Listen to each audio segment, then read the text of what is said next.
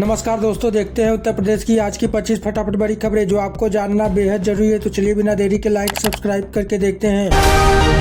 UGC में general category और शंकराचार्य के मामले को लेकर बरेली सिटी मजिस्ट्रेट अलंकार अग्निहोत्री ने दिया इस्तीफा। बरेली के सिटी मजिस्ट्रेट अलंकार अग्निहोत्री ने अपने पद से इस्तीफा दे दिया है। उन्होंने अपने इस्तीफे के लिए दो प्रमुख कारण बताए हैं। पहला, विश्वविद्यालय अनुदान आयोग के नए नियम जिन्हें समान वर्ग के छात्रों के हितों के विपरीत मानते हैं। दूसरा, प्रयागराज में शंकराचार्य स्वामी अभिमुक्तेश्वरानंद के शिष्यों के साथ हुई कथित अभद्रता। स्वामी अभिमुक्तेश्वरानंद सरस्वती का अनशन 9वें दिन भी जारी। शिविर के बाहर ही किया ध्वजारोहण। प्रयागराज में मौनी अमावस्या के विवाद के बाद शंकराचार्य स्वामी अभिमुक्तेश्वरानंद सरस्वती का अनशन लगातार 9वें दिन भी जारी रहा। 26 जनवरी के गणतंत्र दिवस में उन्होंने शिविर के बाहर ध्वजारोहण किया और राष्ट्रगान गाया। कड़ाके की ठंड और खुले आसमान के नीचे बैठने से उनकी तबीयत बिगड़ने की खबर है। गणतंत्र दिवस पर हिंदू महासभा ने ताजमहल में फहराया तिरंगा। भारत माता की जय के नारे भी लगाए। अखिल भारतीय हिंदू महासभा ने 26 जनवरी के मौके पर आगरा के ताजमहल में तिरंगा फहराया। इसका वीडियो सोशल मीडिया पर वायरल हो रहा है, जिसमें कुछ लोग ताजमहल परिसर में राष्ट्रीय ध्वज फहराते और राष्ट्रगान के साथ भारत माता की जय के नारे लगाते दिख रहे हैं। प्रशासन ने सुरक्षा नियमों और ASI की गाइडलाइंस के उल्लंघन को देखते हुए मामले की जाँच शुरू कर दी है। बिना अनुमति झंडा फहराना सुरक्षा चूक माना जा रहा है। कुछ लोग जाग कर भी रहते हैं मधुओं। सीएम योगी ने 12 बजे उठने वाले बयान पर अखिलेश का पलटवार। मुख्यमंत्री योगी आदित्यनाथ के 12 बजे सोकर उठने वाले बबुओं वाले बयान पर अखिलेश यादव ने पलटवार किया है। अखिलेश ने तंज कसते हुए कहा कि कुछ लोग नींद से तो उठ जाते हैं लेकिन होश में नहीं आते और उनकी आंखें दिन भर बंद रहती है। उन्होंने कहा कि ऐसे लोग जाग कर भी मदहोश ही रहते हैं। अखिलेश ने मांग मेले में शंकराचार्य विवाद पर भी सरकार को घेरा। रवि किशन मेरे बाप ना बनिए, पवन सिंह को भी लगाई लतार। खेसारी लाल ने महफिल में बीजेपी नेताओं को लिया आड़े हाथ। भोजपुरी अभिनेता खेसारी लाल यादव ने कोलकाता में एक कार्यक्रम के दौरान रवि किशन पर तीखा पलटवार किया है। गोरखपुर महोत्सव में रवि किशन द्वारा किए गए कथित कटाक्ष का जवाब देते हुए खेसारी ने कहा कि आप मेरे बाप बनने की कोशिश मत कीजिए। उन्होंने कहा कि मैंने आपको सम्मान दिया है, पर इसका अर्थ यह नहीं कि आप मुझे नीचा दिखाए। इस विवाद में पवन सिंह का नाम भी शामिल है। रुपए की गिरती कीमत चिंताजनक, मायावती बोली घुसपैठियों को निकालने की जगह दस्तावेजी जंजाल में फंसा देश। लखनऊ में बसपा सुप्रीम मायावती ने सरकार पर निशाना साधते हुए कहा कि घुसपैठियों को निकालने के बजाय 100 करोड़ भारतीयों को दस्तावेजी जंजाल में फंसाना गलत है। गणतंत्र दिवस पर उन्होंने रुपए की गिरती कीमत पर चिंता जताई और कहा कि $1 के मुकाबले 100 पर पहुँचने की आशंका है। उन्होंने बढ़ती महंगाई, बेरोजगारी और धर्म परिवर्तन के कानूनों की आड़ में विभाजनकारी राजनीति पर सवाल उठाए। घर को मस्जिद बनाकर लाउड स्पीकर पर पढ़ने लगा नमाज, पड़ोसी ने पुलिस बुला ली। उत्तर प्रदेश के फतेहपुर जिले के पीरनपुर क्षेत्र में एक व्यक्ति द्वारा अपने घर को मस्जिद में बदलने और लाउड स्पीकर पर नमाज पढ़ने का मामला सामने आया है। पड़ोसी अयूब हसन की शिकायत पर पुलिस ने लाउड स्पीकर उतरवा दिए और बिना अनुमति नमाज पढ़ने पर रोक लगा दी। पुलिस के मुताबिक दोनों पक्ष में 20 साल से संपत्ति विवाद चल रहा है और मामला न्यायालय में लंबित है। यूपी के इस जिले में जल्द गुलजार होगी नई इंडस्ट्रियल टाउनशिप। अडानी की फैक्ट्री के भूमि पूजन की तैयारी। गोरखपुर के दक्षिणांचल में धुरियापार इंडस्ट्रियल टाउनशिप विकसित हो रही है, जहां अडानी समूह कियान ग्रुप को भी आवंटित की गई है। अडानी ग्रुप की सीमेंट फैक्ट्री का भूमि पूजन फरवरी 2026 में प्रस्तावित है, जिसमें मुख्यमंत्री योगी आदित्यनाथ शामिल हो सकते हैं। इस परियोजना में 4200 करोड़ का निवेश और 6500 लोगों के लिए रोजगार सृजन की संभावना है। रिलायंस कंज्यूमर प्रोडक्ट्स ने भी यहाँ 50 एकड़ जमीन में रुचि दिखाई है। गणतंत्र दिवस पर यूपी के बस्ती सड़क पर उतरा बाल योगी, साथ में नन्हे कमांडो की फौज। बस्ती में 26 जनवरी की प्रभात फेरी पर 10 वर्षीय छात्र ने मुख्यमंत्री योगी आदित्यनाथ का वेश धरकर सबको चौंका दिया। केसरिया चोले और सुरक्षा घेरे में ब्लैक कैंट और कमांडो की वर्दी पहने बच्चों के साथ उसका अंदाज बिल्कुल असली मुख्यमंत्री जैसा था। पुलिस कर्मियों ने भी इस नन्हे योगी को माला पहनाकर सम्मानित किया, जबकि स्थानीय लोगों ने पुष्प वर्षा कर स्वागत किया। राष्ट्रपति मुर्मू के हाथों बिजनौर डीएम को राष्ट्रीय सम्मान। मतदाता सूची पुनरीक्षण उत्कृष्टता का देश भर में सम्मान। बिजनौर की जिलाधिकारी जसजीत कौर को 25 जनवरी को राष्ट्रीय मतदाता दिवस पर राष्ट्रपति द्रौपदी मुर्मू ने सम्मानित किया। यह पुरस्कार उन्हें मतदाता सूची के विशेष गहन पुनरीक्षण में उत्कृष्ट प्रशिक्षण और क्षमता निर्माण के लिए दिया गया। डीएम ने बताया कि उन्होंने त्रुटि रहित मतदाता सूची के लिए मजबूत प्रशिक्षण मॉडल विकसित किया, जिसमें BLO और पर्यवेक्षकों को विशेष प्रशिक्षण दिया गया और राजनीतिक दलों के साथ संवाद बनाए रखा गया।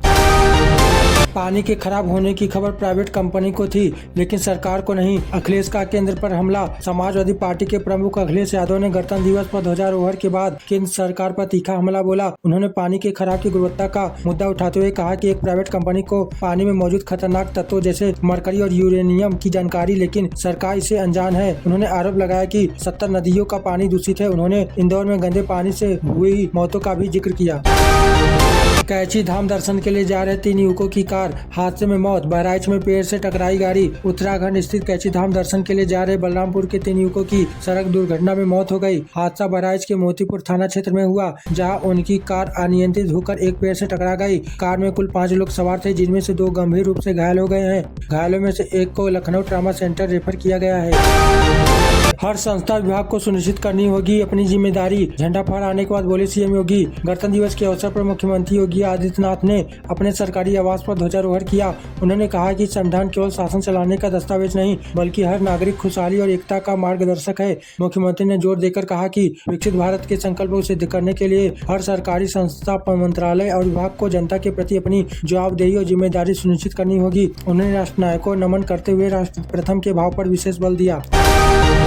गणतंत्र दिवस पर मायावती ने काशीराम के लिए मांगा भारत रत्न। सरकारी दावों को भूल भुलैया बताया। बसपा सुप्रीमो मायावती ने 26 जनवरी को गणतंत्र दिवस के अवसर पर सरकार से बहुजन समाज पार्टी के संस्थापक काशीराम को भारत रत्न देने की मांग की है। उन्होंने सरकारी दावों और वादों को जनता के लिए भूल भुलैया करार देते हुए कहा कि संविधान का लाभ समाज के अंतिम व्यक्ति तक पहुँचना चाहिए। उन्होंने पद्म पुरस्कार विजेताओं को भी बधाई दी और ठोस नीतियों के क्रियान्वयन पर जोर दिया।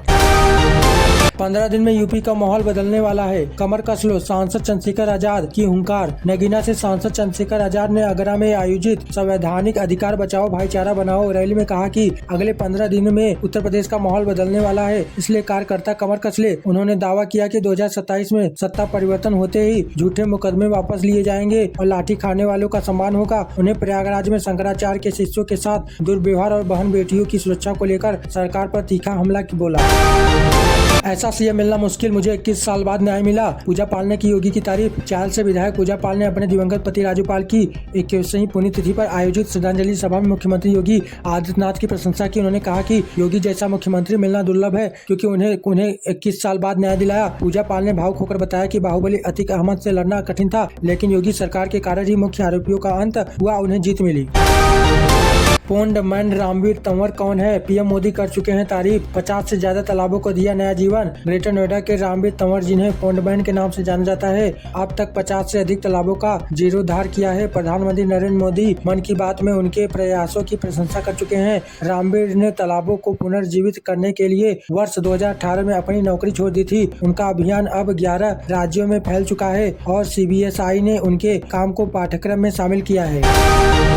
बरेली में लहराया तिरंगा। कैबिनेट मंत्री ने ली परेड की सलामी। बरेली में 77वें गणतंत्र दिवस का पर्व हर्षोल्लास से मनाया गया। मुख्य अतिथि कैबिनेट मंत्री धर्मपाल सिंह ने पुलिस लाइन में ध्वजारोहण कर परेड की सलामी ली और श्रद्धांजलि की शपथ दिलाई। उन्होंने परेड करने वाले पुलिस कर्मियों के लिए 51,000 रुपए का इनाम घोषित किया। मंत्री ने सरकार की उपलब्धियां गिनाते हुए कहा कि उत्तर प्रदेश उत्तम प्रदेश बनने की ओर अग्रसर है और देश 5वीं बड़ी अर्थव्यवस्था बन चुका है।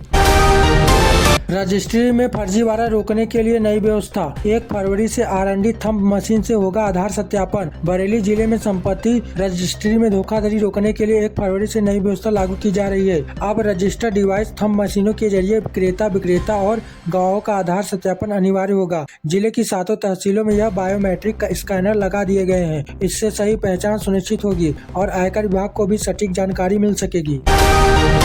गणतंत्र दिवस पर कैबिनेट मंत्री धर्मपाल सिंह बोले, योगी जी का बुलडोजर देश में कानून का मॉडल बना।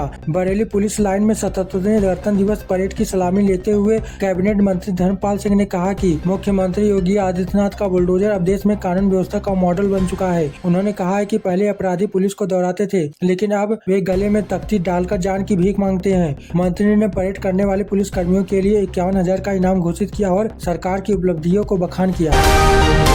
यूपी चुनाव 2027 से पहले बीएसपी का डीएमओ फार्मूला। अखिलेश के पीडीए पर क्या भारी पड़ेगा? मायावती की रणनीति उत्तर प्रदेश विधानसभा चुनाव 2027 के लिए। मायावती ने अपनी राजनीतिक ताकत बढ़ाने हेतु डीएमओ दलित मुस्लिम ओबीसी समीकरण तैयार किया है। यह अखिलेश यादव की पीढ़ी फार्मूले की काट माना जा रहा है। बसपा धर्म सिंह सैनी, स्वामी प्रसाद मौर्य जैसे नेताओं की वापसी से पश्चिमी यूपी और ओबीसी वर्ग में अपनी पकड़ मजबूत करना चाहती है। नसरुद्दीन सिद्दीकी की वापसी अटकले में भी तेज है, जिससे मुस्लिम वोट बैंक को साधने की कोशिश हो सकती है। 600 साल पुरानी KGMU की मजारें हटाने की नोटिस पर भड़के लखनऊ के कई संगठन।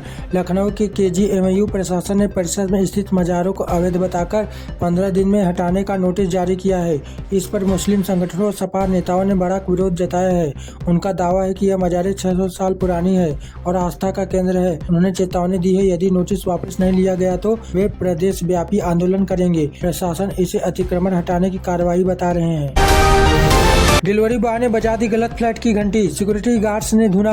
ग्रेटर नोएडा की सोसाइटी में जमकर चले लाठी डंडे। ग्रेटर नोएडा की नंबर स्पार्क व्यू सोसाइटी में डिलीवरी बॉय द्वारा गलत फ्लैट की घंटी बजाने पर विवाद हो गया। फ्लैट मालिक की शिकायत पर सुरक्षा गार्ड और डिलीवरी बॉय में बहस हुई, जो हिंसक झड़प में बदल गई। डिलीवरी बॉय ने साथियों को बुला लिया और दोनों पक्षों में जमकर लाठी डंडे चले। पुलिस ने कार्रवाई करते हुए दादरी निवासी डिलीवरी बॉय रोहन और 3 सुरक्षा गार्ड आकाश, अभिषेक और राजेश को गिरफ्तार कर लिया है।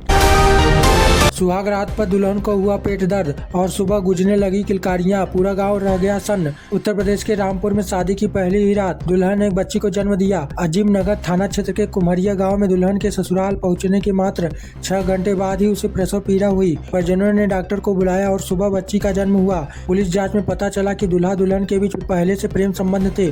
दूल्हे ने खुशी में मिठाइयाँ बांटी और दोनों पक्ष इस घटना से संतुष्ट हैं। 2 कारों की भिड़ंत में एक युवक की मौत, 3 बार पलटकर खाई में गिरी गाड़ी के उड़े पर खच्चे। हाथरस के सासनी में हनुमान चौकी के पास एक दर्दनाक सड़क हादसा हुआ है। यहाँ एक अनियंत्रित IT कार सड़क किनारे खड़ी दूसरी कार से टकराकर 3 बार पलट गई। इस भीषण दुर्घटना में 18 वर्षीय एक युवक की उपचार के दौरान मृत्यु हो गई, जबकि 4 अन्य लोग घायल हो गए हैं। पुलिस ने घायलों को अलीगढ़ के अस्पताल में भर्ती कराया है और क्षतिग्रस्त कारों को कब्जे में ले लिया है।